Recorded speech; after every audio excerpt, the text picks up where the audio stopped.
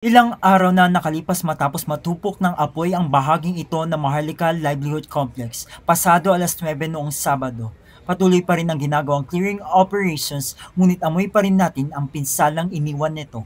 Nabalot ng makapal na sunog ang harap ng Maharlika Livelihood Complex dahil sa nasunog itong basement noong September 6. Ayon sa MLC Administrator Arthur Aladiu, umabot sa 99 stalls na may 65 stall owners ang naapektuhan. Mga paninda na halos maabo at sira-sirang kagamitan.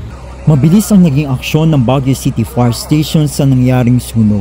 Katuwang ang iba't ibang fire stations mula sa La Trinidad, Tuba, Tublay at Itogon. Tumulong din ng iba't ibang ahensya kabilang ang Baguio City Police Office, City Engineering Office at iba pa. Bukod dito, mas naging kapansin-pansin ang naging ambag ng mga pribadong water delivery trucks sa Baguio sa pag-apula ng sunog. Yan ang tradisyon namin. Palagi kong sinasabi sa mga driver namin na kung may sunog, kung may kargaman kayo, na kung magdideliver kayo, tapos biglang may sunog, unahin yung tumuloy.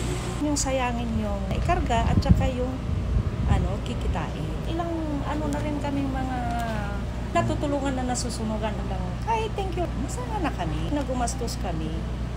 At least nakatulong kami. Kaya lang yung appreciation man lang sana. Appreciation lang.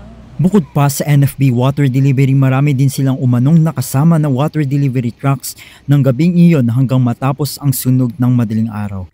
Sa Facebook post ng Baguio Fire Department noong September 9, nagpaabot ng lubos na pasasalamat ang Baguio City Fire Stations sa lahat ng katuwang sa operasyon pati na sa mga nasabing water delivery trucks. Kasabay nito ay agaran din naman nagpaabot ng tulong pinansyal noong September 7 ang City Social Welfare and Development Office at Department of Social Welfare at Development Cordillera sa mga apektadong stall owners. Hindi man natin mabura agad ang amoy ng pinsalang iniwan nito, may iwan naman ang bakas ng pagkakaisa ng mga taga-Baguio. Ako si Joe Macliver, kanal ng St. Louis University, nag-uulat para sa DZWD 540 Radyo Totoo.